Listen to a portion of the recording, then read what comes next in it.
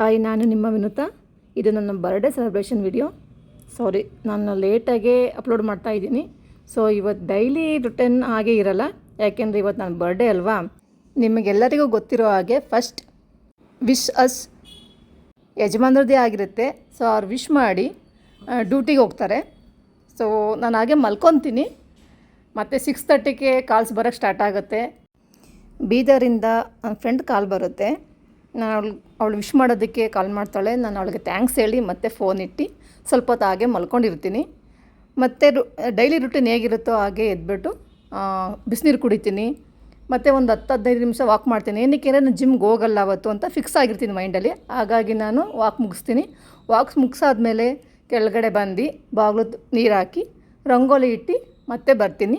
Daily ಏನೇನು ಕೆಲಸ ಮಾಡ್ತೀನೋ ಅದನ್ನು ಕೆಲಸ ಎಲ್ಲ ಮುಗಿಸಿ ಸ್ನಾನ ಮಾಡಿ ದೇವರಿಗೆ ದೀಪ ಹಚ್ಚಿ ಮತ್ತು ದೇವಸ್ಥಾನಕ್ಕೆ ಹೋಗಿ ಬರ್ತೀನಿ.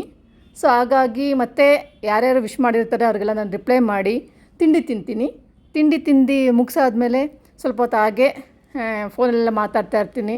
ಯಾರ್ಯಾರಿಗೆ ವಿಶ್ ಮಾಡಿರ್ತಾರೋ ಅವ್ರಿಗೆಲ್ಲರಿಗೂ ನಾನು ರಿಪ್ಲೈ ಮಾಡಿ ಮತ್ತು ಮೆಸೇಜ್ ಬಗ್ಗೆಲ್ಲ ರಿಪ್ಲೈ ಮಾಡಿ ಥ್ಯಾಂಕ್ಸ್ ಹೇಳ್ತಾ ಹೋಗ್ತೀನಿ. ಮತ್ತು ಅಮ್ಮನಿಗೆ ಫೋನ್ ಮಾಡಿ ಆಶೀರ್ವಾದ ತಗೊಳ್ತೀನಿ. ಮತ್ತು ಅಕ್ಕ ಫೋನ್ ಮಾಡ್ತಾಳೆ, ಅವ್ರ ಜೊತೆ ಮಾತಾಡ್ತಾ ಇರ್ತೀನಿ. ಹಾಗೆ ಮಾತಾಡ್ತಾ 4 ಗಂಟೆ ಆಗುತ್ತೆ. ಸೊ ಯಜಮಾನ್ರು ಕೇಕ್ ತೊಗೊಂಡು ಮನೆಗೆ ಬರ್ತಾರೆ. ಮತ್ತು ಯಜಮಾನ್ರು ರಿಲೇಟಿವ್ ಇಲ್ಲೇ ಪಕ್ಕದಲ್ಲೇ ಇರೋದ್ರಿಂದ ಅವರು ಬರ್ತಾರೆ. ಹಾಗೆ ಮಾತಾಡ್ತಾ ಇರ್ತೀವಿ. ಒಂದು 6 ಗಂಟೆ ಆಗುತ್ತೆ. 6 ಗಂಟೆಗೆ ಜಿಮ್ ಫ್ರೆಂಡ್ಸ್ ಕೂಡ ಬರ್ತಾರೆ ಕೇಕ್ ತೊಗೊಂಡು. ಮತ್ತು ಹಾಗೆ ನನ್ನದು 10 ವರ್ಷದ ಓಲ್ಡ್ ಫ್ರೆಂಡ್ ಅವರು ಬರ್ತಾರೆ ಕೇಕ್ ತೊಗೊಂಡು. ಸೊ 3 ಕೇಕ್ ನಾನು ಕಟ್ ಮಾಡ್ತೀನಿ.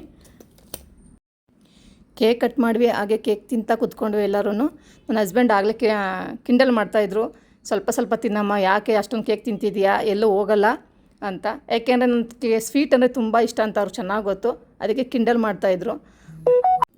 ಎಲ್ಲ ಫ್ರೆಂಡ್ಸು ನಗ್ತಾಯಿದ್ವಿ. ಏಕೆಂತಂದರೆ ನಾವು ಸಣ್ಣ ಆಗಲ್ಲ ಅಂತ ಚೆನ್ನಾಗಿ ಎಲ್ಲರಿಗೂ ಗೊತ್ತು. ಹಾಗಾಗಿ ಅದನ್ನು ಅವ್ರು ಕಿಂಡಲ್ ಮಾಡಿದ್ದಕ್ಕೆ ನಾವು ನಗ್ತಾ ಕೂತ್ಕೊಂಡ್ವಿ. ನಮ್ಮ ರಿಲೇಟಿವ್ ಒಂದು ಪಾಪು ಇದೆ. ನಮ್ಮದೇ ಒಂದು ಪ್ರಪಂಚ ಆದರೆ ನಾವು ಕೇಕ್ ಬಗ್ಗೆ ಮಾತಾಡ್ತಾ ಇದ್ದರೆ ಇದು ಫೋನಲ್ಲೇ ಮಗ್ನ ಆಗ್ಬಿಟ್ಟಿದ್ದ. ಅದೇ ಒಂದು ಖುಷಿ ಇತ್ತು. ಈಗ ಯಜಮಾನ್ರು ಕೇಕ್ ತಂದಿದ್ದಾರೆ, ಅದನ್ನು ಕಟ್ ಮಾಡ್ತಾಯಿದ್ದೀನಿ. ಅವ್ರಿಗೆ ಕೇಕ್ ಅಂದರೆ ಸ್ವಲ್ಪನೂ ಇಷ್ಟ ಇಲ್ಲ. ನಾನು ಬಲವಂತಕ್ಕೆ ಸ್ವಲ್ಪ ತಿಂದಿದ್ದಾರೆ. ನನಗೆ ಕೇಕ್ ಅಂದರೆ ಪ್ರಪಂಚನೇ ಅನ್ನೋಷ್ಟು ಖುಷಿ ಆಗುತ್ತೆ. ಅವ್ರ ಕೇಕ್ ಅಂದರೆ ಎಲ್ಲಿಲ್ದ ಅಲರ್ಜಿ ಬರುತ್ತೆ. ಮತ್ತು ಅವರು ಕಣ್ಮುಚ್ಚು ನೀ ಅಂತ ಹೇಳಿದ್ರು. ಸ್ವಲ್ಪ ನನಗೆ ಗೊತ್ತಿತ್ತು ಏನೋ ಒಂದು ರಿಂಗ್ ಕೊಡ್ತಾರೆ ಅಂತ ಗೊತ್ತಿತ್ತು, ಸರ್ಪ್ರೈಸ್ ತಾನೆ ಅಂತ ಹೇಳ್ಬಿಟ್ಟು ಕಣ್ಮುಚ್ಚಿದೆ. ನನಗೆ ಶಾಕಿಂಗ್ ಏನಂತ ಅಂದರೆ ಅದು ಕೈ ಚೈನ್ ಕೊಟ್ಟಿದ್ರು. ಅದು ತುಂಬ ಖುಷಿ ಆಯಿತು. ಆ ಥರ ದೊಡ್ಡ ಸರ್ಪ್ರೈಸ್ ಅಂತ ಅನ್ನಿಸ್ತು. ಅವರ ಗಿಫ್ಟ್ ನೋಡಿ ನನಗೆ ತುಂಬ ಖುಷಿ ಆಯಿತು. ಒಂಥರ ಸರ್ಪ್ರೈಸ್ ಗಿಫ್ಟ್ ಅಂತ ಅನ್ನಿಸ್ತು ಅಷ್ಟೇ. ಅವರೇ ಡಿಸೈನ್ ಸೆಲೆಕ್ಟ್ ಮಾಡಿ ತಂದಿರೋದು ನಂಗೆ ತುಂಬ ಖುಷಿ ಆಯಿತು. ನನ್ನ ಫ್ರೆಂಡ್ಸು ರಿಲೇಟಿವ್ ಎಲ್ಲರೂ ಡಿಸೈನ್ ತುಂಬ ಇಷ್ಟಪಟ್ಟರು. ಅವರೇ ಸೆಲೆಕ್ಟ್ ಮಾಡಿರೋದಂತ ನಂಗೆ ತುಂಬ ಇಷ್ಟ ಆಯಿತು. Thank you so much. ಇವಳು ನನ್ನ ಫ್ರೆಂಡ್ ಶ್ರದ್ಧಾ ಅಂತ. ಸೊ ಇವಳೇ ಕೈಯಾರೆ ಪೇಂಟಿಂಗ್ ಮಾಡಿ ನಂದು ಭಾವಚಿತ್ರನ ತಂದುಕೊಟ್ಟಿಲ್ಲ. ಅದು ಎಷ್ಟು ಖುಷಿ ಆಯಿತು ಅಂದರೆ ನನಗೆ ಹೇಳ್ಕೊಳ್ಳೋಕ್ಕೆ ಆಗ್ತಿಲ್ಲ, ಅಷ್ಟು ಚೆನ್ನಾಗಿದೆ. ಇದೊಂಥರ ನನಗೆ ಡಿಫ್ರೆಂಟ್ ಗಿಫ್ಟು ಅನ್ನಿಸ್ತು. Thank you so much Shraddha. Thank you, love you. ಈ ಗಿಫ್ಟು ನನಗೆ ಡಿಫ್ರೆಂಟ್ ಅಂತ ಅನಿಸ್ತು. ಸೊ ಹಾಗಾಗಿ ಫ್ರೇಮ್ ಹಾಕಬೇಕು ಅಂತ ಅಂದ್ಕೊಂಡಿದ್ದೀನಿ. ಫ್ರೇಮ್ ಹಾಕ್ಸಿಲ್ಲ ಇನ್ನೂ. ಸೊ ಅದಕ್ಕೆ ಟೈಮ್ ಸಿಗ್ತಾಯಿಲ್ಲ. ಇದಕ್ಕೆ ಟೈಮ್ ಸಿಕ್ಕ ತಕ್ಷಣ ನಾನು ಫ್ರೇಮ್ ಹಾಕ್ಸಿ ನಾನು ಇಟ್ಕೋಬೇಕಂತ ಅಂದ್ಕೊಂಡಿದ್ದೀನಿ. ಒಂಥರ ಖುಷಿ ಇದೆ ಈ ಗಿಫ್ಟಲ್ಲಿ ನನಗೆ. ಆ ಗಿಫ್ಟ್ ನೋಡಿ ನನಗೆ ಸರ್ಪ್ರೈಸ್ ಆಗಿ ಅದ್ರ ಬಗ್ಗೆನೇ ಮಾತಾಡ್ತಾನೇ ಇದ್ದೀನಿ. ಅದನ್ನು ಸ್ಟಾಪ್ ಮಾಡೋದಕ್ಕೆ ನನಗೆ ಇಷ್ಟ ಆಗ್ತಿಲ್ಲ, ಅಷ್ಟು ಚೆನ್ನಾಗಿದೆ. ಒಂದು ನನ್ನ ಬಗ್ಗೆ ಚಿತ್ರ ಬರೆದಳೆಂದಾಗ ಎಂಥವ್ರಿಗೂ ಖುಷಿ ಆಗುತ್ತಲ್ವಾ. ಎಲ್ಲ ಮುಗೀತು, ಊಟ ಟೈಮ್ ಆಯಿತು. ಸೊ ಎಲ್ಲರೂ ಊಟ ಮಾಡೋಣ ಅಂತ ಅಂದ್ಕೊಂಡ್ವಿ. ಮನೇಲಿ ಅಡುಗೆ ಮಾಡಲಿಲ್ಲ, ಹಾಗಾಗಿ ಮಂಡೇ ಕೂಡ ಆಗಿತ್ತು. ಸೊ ಆಚೆ ಊಟ ಕೂಡ ಮಾಡೋಕ್ಕಾಗ್ತಿರ್ಲಿಲ್ಲ. ಆಚೆಯಿಂದ ವೆಜ್ ತರಿಸಿದ್ವಿ, ಚೆನ್ನಾಗಿ ಮನೇಲಿ ತಿಂದ್ವಿ. ಇಲ್ಲಿಗೆ ಮನೆ ಪಾರ್ಟಿ ಮುಗೀತು. ನೆಕ್ಸ್ಟ್ ಫ್ರೆಂಡ್ಸ್ ಪಾರ್ಟಿ ಕೊಡಲೇಬೇಕಲ್ವ, ಬರ್ಡೇ ಪಾರ್ಟಿ. ಅವ್ರು ಬಿಡ್ತಾರಾ? ಸೊ ಎಲ್ಲರೂ ಆಚೆ ಹೋಗೋಕ್ಕೆ ಪ್ಲ್ಯಾನ್ ಮಾಡಿದ್ವಿ.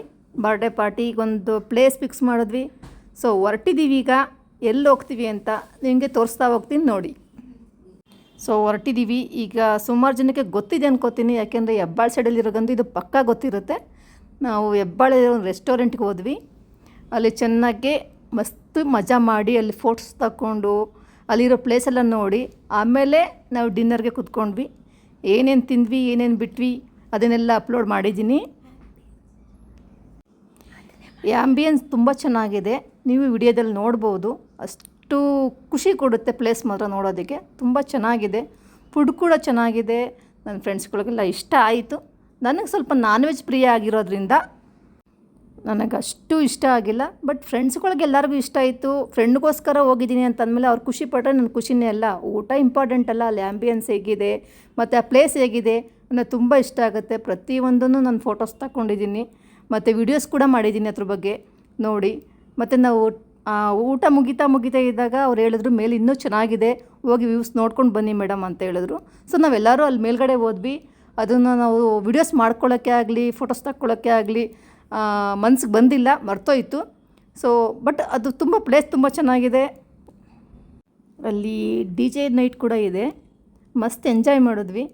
ಮತ್ತು ನೋಡೋಣ ಈ ಪ್ಲೇಸ್ ಎಲ್ಲ ತೋರಿಸೋಣ ಅಂತ ಹಾಗೆ ವಿಡಿಯೋ ಮಾಡ್ತಾ ಬರ್ತಾಯಿದ್ದೀನಿ ಹೇಗಿದೆ ಅಂತ ಹೇಳಿ. ನನ್ನ ಫ್ರೆಂಡ್ಸ್ ಕೂಡ ವಿಡಿಯೋ ಮಾಡ್ತಿದ್ದಾಳೆ ಅದ್ರ ಬಗ್ಗೆ. ನಾವು ಮಾತಾಡ್ತಾ ಕೂತಿದ್ದೀವಿ, ತುಂಬ ಸೀರಿಯಸ್ಸಾಗಿ ಡಿಸ್ಕಸ್ ಮಾಡ್ತಾಯಿದ್ದೀವಿ. ಅದನ್ನು ವಿಡಿಯೋ ಮಾಡಿದ್ದಾಳೆ, ನಾವೇನು ಮಾತಾಡ್ತಾಯಿದ್ದೀವಿ ಅಂತಲೂ ಗೊತ್ತಿಲ್ಲ ಅದ್ರ ಬಗ್ಗೆ. ಅವಳು ಹೇಳೋದಕ್ಕೆ ಹೇಳಿದ್ಲು, ನಾವು ಜಸ್ಟ್ ಹೇಳಿದ್ವಿ ಮತ್ತು ಆ ಟಾಪಿಕ್ಕೇ ಮರ್ತೋಯ್ತು ನಮಗೇನು ಮಾತಾಡ್ತಾಯಿದ್ವಿ ಅಂತ. ಸೊ ತುಂಬ ಒಂಥರ ಎಂಜಾಯ್ ಮಾಡಿದ್ವಿ, ಒಂಥರ ಫ್ರೆಂಡ್ಲಿ ಮೂಡಿ ಎಲ್ಲರೂ, ಒಂಥರ ಖುಷಿ, ಒಳ್ಳೆ ಫ್ರೆಂಡ್ಸ್ ಇದ್ದಾರೆ. ಫುಡ್ ಬಂತು, ಹಾಗೆ ಒಂದೊಂದೇ ಗ್ಲಿಮ್ಸ್ ತಗೊಂಡ್ವಿ. ಫುಡ್ ಒಂಥರ ಚೆನ್ನಾಗಿತ್ತು, ಎಲ್ಲರೂ ಖುಷಿಪಟ್ಟು ತಿಂದ್ವಿ.